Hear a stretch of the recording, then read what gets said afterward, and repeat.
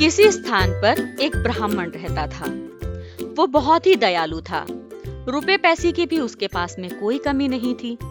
लेकिन एक बार उस क्षेत्र में सूखा पड़ जाता है और ब्राह्मण के पास में जितनी भी दौलत थी वो सारी की सारी दौलत दूसरों की मदद करने में खर्च कर देता है, जिस वजह से अब ब्राह्मण की खुद की स्थिति भी बहुत खराब हो गई थी।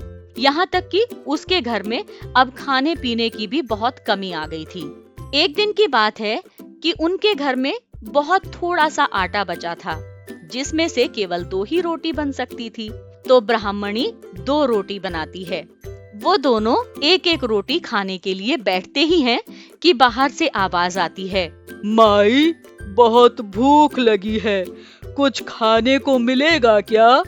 ब्राह्मण और ब्राह्मणी दोनों अपनी अपनी रोटी को एक ही प्लेट में रख देते हैं और प्लेट लेकर बाहर आते हैं। वहाँ पर वो देखते हैं कि दरवाजे पर एक साधु महाराज खड़े हुए हैं। ब्राह्मण उनको वो रोटी देते हुए कहता है, ये लीजिए महाराज, आज हमारे घर बस यही रूखा सूखा खाना है। जो साधु महाराज थे वो काफी पहुंचे हुए थे। वो अपनी शक्ति से समझ जाते हैं कि ब्राह्मण बेहद दयालु है और अपनी दयालुता के कारण गरीब हो गया है। और इसके बाद में साधु कहता है, बच्चा, मैं तुम्हारी स्थिति को समझता हूँ कि तुम एक दयालु इंसान हो और तुमने अपनी पूरी संपत्ति दूसरों की भलाई पर खर्च कर दी है, इसीलिए मैं तुम्हारी मदद करना चाहता हूँ।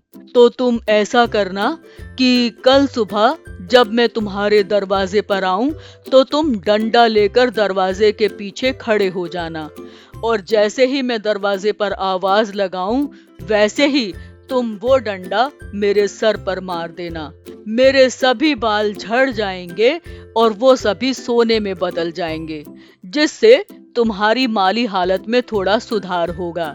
ब्राह्मण ऐसा ही करता है। सुबह जब साधु के आने का टाइम होता है तो ब्राह्मण डंडा लेकर दरवाजे के पीछे खड़ा हो जाता है और जैसे ही दरवाजे पर आवाज आती है, माई, कुछ खाने को मिलेगा क्या? वैसे ही ब्राह्मण उसके सर पर डंडा मार देता है। साधु एकदम गंजा हो जाता है। उसके सर के और दाढ़ी मूंछ के बाल झड़ जाते हैं, जो एकदम सोने में बदल जाते हैं। ब्राह्मण के घर के सामने एक घना वृक्ष था। उसके नीचे एक नाई किसी के बाल काट रहा था। वो ये सब कुछ देख लेता है। वो सोचता है, अरे वाह, ये तो अमीर होने का बहुत अच्छा तरीका है। इस बार यदि कोई साधु मेरे घर आएगा तो मैं भी उसके सर पे डंडा मार दूंगा और सारा सोना बटोर लूंगा। इसके बाद नाई रोजाना डंडा लेकर दरवाजे के पीछे खड़ा होने लगता है। बाई चांस की बात है कि एक दिन नाई जब डंडा लेकर दरवाजे के पीछे खड़ा हुआ था तो दरवाजे पर आवाज आती है, माई, कुछ खाने को मिलेगा क्या? तभी नाई डंडा लेकर बाहर निकलता है और जोर से उसके सर पर डंडा मार देता है और जो साधु था वो वहीं पर ही बेहोश होकर गिर जाता है।